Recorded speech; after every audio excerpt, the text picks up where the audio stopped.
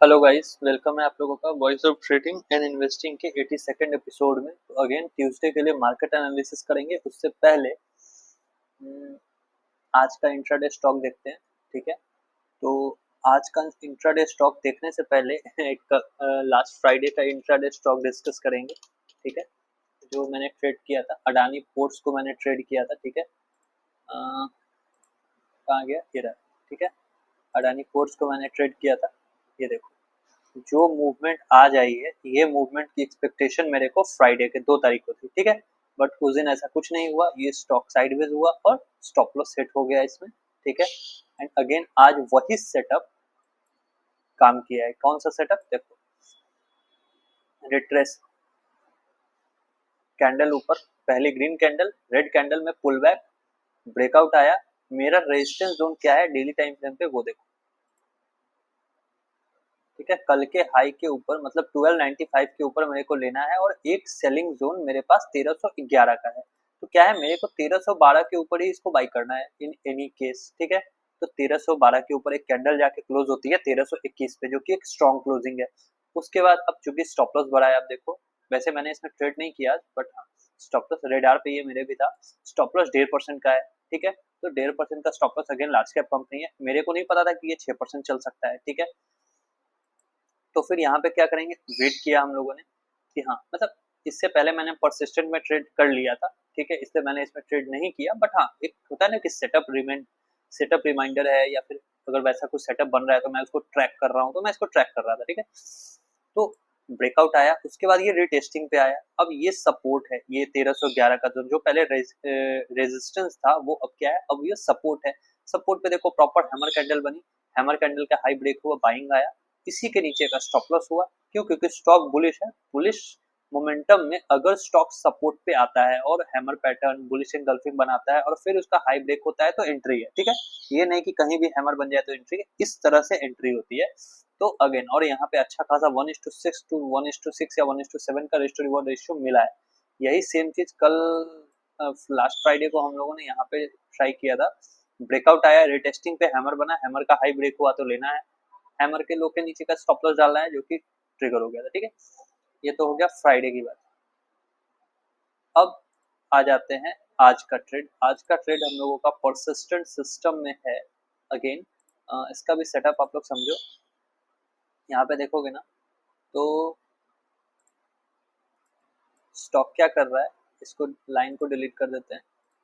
Stock जो है अपने पिछले 3 दिन के, प्रीवियस 3 दिन के हाई के ऊपर है। ठीक है, 29 अप्रैल, 30 अप्रैल और 2 तारीख को ब्रेकआउट होने का कोशिश हुआ पर क्लोजिंग नहीं हुआ और फिर स्टॉक नीचे बन गया, तो वो हाई भी एज ए रेजिस्टेंस मानेंगे तो वो निकलता। तो यहाँ पे मेरा प्रीव्यू क्या था कि अगर स्टॉक में ब्रेकआउट आया तो मेरे को ये अच्छा खासा 5692 तक है, 5700 तक का टारगेट आराम से दे सकता है। इसके पास क्या था, 5% का जगह है। ठीक है, कितना का जगह है, अब देखो आवरली टाइम फ्रेम में यहाँ। ठीक है, तो जहां से मेरी एंट्री बन रही है वहां से स्टॉक के पास लगभग 4% का जगह है। ठीक है, तो अच्छा खासा स्पेस है स्टॉक के पास। तो इस व्यू पे यहाँ पे एंट्री बन रही है। अब देखो, पहला कैंडल बना रेड, अगला कैंडल बना ग्रीन, ब्रेकआउट आ गया मेरे लिए। ठीक है, ऑपोजिट कलर कैंडल यहाँ ब्रेकआउट आ गया। ठीक है, ब्रेकआउट आया, एंट्री बनी, 1:1 से ज्यादा का रिस्क टू रिवॉर्ड रेशियो मिला, 1:1.32। अब यहाँ पे क्या काम है आपका, ठीक है, अब यहाँ पे आपका काम क्या है, या तो आप अपनी क्वांटिटी, हाफ क्वांटिटी बुक करोगे। ठीक है, अगर आपने 500 शेयर लिए हैं परसिस्टेंट के इंट्राडे में, तो क्या है, या तो आप उसमें से 300 लॉट को बुक करोगे, 300 शेयर बुक करोगे, बाकी को ट्रेल करोगे। नहीं तो आप होल्ड करोगे, पूरे का stop loss cost to cost ले आओगे, ताकि अगर कॉस्ट पे आए तो मेरा ट्रेलिंग एसएल कटे और मेरे को कॉस्ट टू कॉस्ट एग्जिट मिले। मैंने इसमें वही किया। ठीक है, पूरा का पूरा कॉस्ट टू कॉस्ट लाया मैंने, यहाँ पे ट्रेलिंग एसएल हिट हुआ। ठीक है, कॉस्ट के पास, और फिर स्टॉक कुछ नहीं किया है, साइडवेज रह गया है, तो बेसिकली ब्रेक इवन का दिन है। ठीक है, ब्रेक इवन ही निकल गया है। ठीक है, तो ये था परसिस्टेंट सिस्टम का। अब निफ्टी बैंक निफ्टी देख लेते हैं कल के लिए। ठीक है, अगेन पूरा का पूरा साइडवेज दिन है। ठीक है, पूरा का पूरा साइडवेज दिन है अगेन। तो इस साइडवेज दिन में मेरे पास क्या है, अभी मेरे पास 3 लेवल्स हैं आपको निफ्टी में बताने के लिए। पहला लेवल आप रखो 24,620 का, ठीक है, 24,600 से 24,600 रखो। अब इसके ऊपर ट्रैपिंग होती है क्या होती है देखने वाली बात है, ठीक है। 24,600 का दूसरा जो एक बड़ा लेवल हम लोगों को दिखेगा मिलेगा वो रहेगा ये 24,198, मतलब क्या 24,200 का, ठीक है। ये हो गया हम लोगों का कल के लिए मेजर जोन, ठीक है। ये अभी फिलहाल के लिए आवरली टाइम फ्रेम में भी देखोगे तो मेजर सपोर्ट एंड रेजिस्टेंस मतलब का डिमांड एंड सप्लाई जोन है मेजर। अब माइनर जोन्स पे आते हैं। तो कल के लिए एक माइनर जोन में हम लोगों का पहला सपोर्ट रहेगा आज का डे लो ये, ठीक है, 24,400 का, ठीक है। उसके बाद मेजर रेजिस्टेंस जोन जो हम लोगों का रहेगा वो रहेगा 24,526 का, ठीक है। और एक छोटा और रेजिस्टेंस जोन जो आज मार्केट ने क्रिएट किया है 24,500 का, ठीक है। मतलब अगर मेरे को बाइंग करनी है तो मेरे को 526 के ऊपर ही बाइंग, अगर ब्रेकआउट मिला तो एक 67 पॉइंट्स का स्पेस है। बाकी बाइंग साइड में डिस्कस करते हैं, ठीक है। अब अब हम लोग डिस्कस करेंगे flat gap up flat down, ठीक है, क्या कैसे है वो उसको डिस्कस करते हैं। तो अगर मार्केट फ्लैट खुल के नीचे आता है तो शॉर्टिंग नहीं है, क्यों, क्योंकि सपोर्ट है। फ्लैट खुल के ऊपर जाता है तो 526 के ऊपर ही बाइंग होगी, वो भी तब जब 24,600 तक मेरे को रिस्क टू रिवॉर्ड रेशियो अच्छा मिलेगा। मतलब अगर 1:1 का रिस्क टू रिवॉर्ड रेशियो है तभी मैं ट्रेड करूंगा 24,526 के ऊपर, ठीक है। ये सिनेरियो। उसके बाद, ठीक है, उसके बाद अगर ये गैप डाउन खुल जाता है इस सपोर्ट पे, ठीक है, 24,400 के सपोर्ट पे, तो क्या हो सकता है, दो सिनेरियोज है। अगर green candle consolidation pull back के बाद ब्रेकआउट आता है तो पहला टारगेट 24,500 फिर 526, फर्दर ब्रेकआउट आया तो ऊपर। अगर सपोर्ट पे गैप डाउन खुल के, ठीक है, जिसके चांसेस गैप डाउन का कम है क्योंकि आज देखो 114 पॉइंट्स अब बंद हुआ है निफ्टी, तो बुलिश ही बंद हुआ है, एक तरह से साइडवेज है बट बुलिश है। तो लेकिन फिर भी डिस्कस करना होगा। अगर गैप डाउन खुल के सपोर्ट ब्रीच हो जाता है नीचे की तरफ, कोई भी कंसोलिडेशन या पुल बैक के बाद ब्रेकडाउन आता है तो पहला टारगेट 24,280, दूसरा टारगेट 24,242 का, ठीक है। ये निफ्टी का है। तो सपोर्ट से ऊपर जाना शुरू हुआ तब बाई कर सकते हैं, सपोर्ट से नीचे आने हुआ तो बाई कर सकते हैं, ठीक है। फ्लैट खुल के ऊपर, ठीक है, फ्लैट खुल के नीचे शॉर्ट नहीं करना है ना ऊपर में बाई करना है। 526 के ऊपर ही बाइंग बन रही है, वो भी तब जब हम लोगों को स्टॉप लॉस मेरा टारगेट के अकॉर्डिंग मिलेगा, मतलब 1:1 का रिस्क टू रिवॉर्ड रेशियो रहेगा तभी होगा, ठीक है। अगर मान लो 500 के आसपास खुल जाता है तो वेट करेंगे 526 निकलने का, ठीक है। अगर मान लो गलती से भी 100 पॉइंट ऊपर 550 560 पे खुल जाता है तो फिर वेट करेंगे 600 निकलने का, ठीक है। ऊपर से जब ये नीचे आएगा तो 524 सपोर्ट है, 500 सपोर्ट है और फिर 490 भी एक सपोर्ट है, ठीक है। तो फिर अगर गैप अप खुल जाएगा तो शॉर्ट करने में नहीं बनेगा जल्दी, ठीक है? तो ये सिनेरियोज रहेंगे निफ्टी में। अब एक बार देख लेते हैं बैंक निफ्टी को।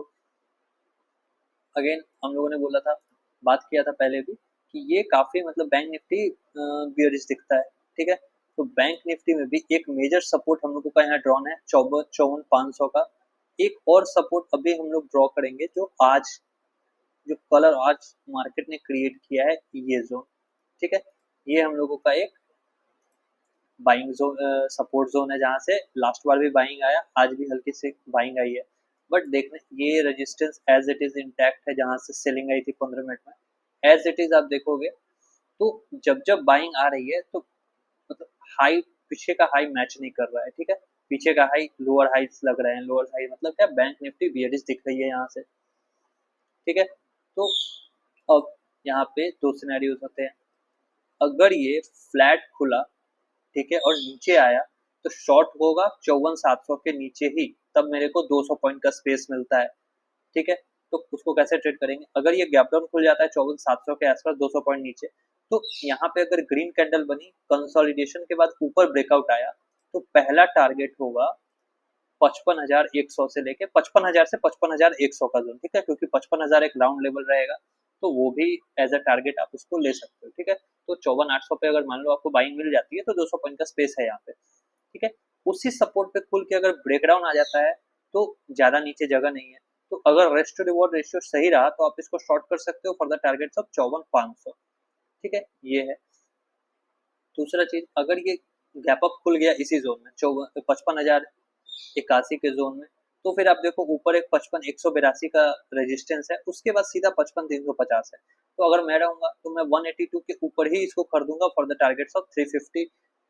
कैसे खरीदूंगा? कोई भी पुल बैक या फिर कंसोलिडेशन के लो का स्टॉप लॉस डाल के बाइंग करूंगा इस टारगेट के लिए। ठीक है, फिलहाल यही सिनेरियो दिख रहे हैं। ठीक है, निगेटिव टू साइडवेज ही दिखता है, कुछ ऐसा मोमेंटम अभी आ नहीं रहा है चार्ट्स पे। ठीक है, बट हाँ, नीचे का सपोर्ट याद रखना, ऊपर का रेजिस्टेंस याद रखना, जहाँ पे प्रॉफिट बुक करना है अगर आपने बाइंग करके रखा है तो।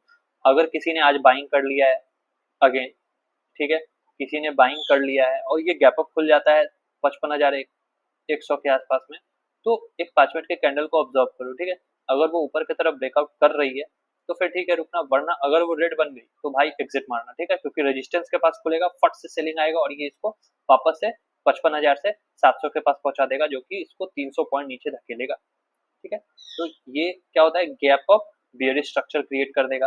क्यों? क्योंकि हम लोग देख रहे हैं कि पीछे का कोई भी हाई टूट नहीं रहा है, यहाँ तक कि बैंक निफ्टी पीछे के हाई तक पहुंच भी नहीं पा रहा है। तो अगर अभी इन केस गैप अप खुल के ये पीछे के हाई के पास पहुंच जाता है तो यहाँ से तगड़ी सेलिंग आएगी, तगड़ी सेलिंग में ये फिर से इसको नीचे पहुंचा देंगे लो के पास। ठीक है, तो ये सिनेरियो रहेगा। ठीक है, चलो, वीडियो पसंद आया हो तो वीडियो को लाइक करना, चैनल को सब्सक्राइब कर देना। ठीक है, ऐसे ही और एनालिसिस वीडियोस के लिए। ठीक है, चलो, मिलते हैं कल के एनालिसिस वीडियो में।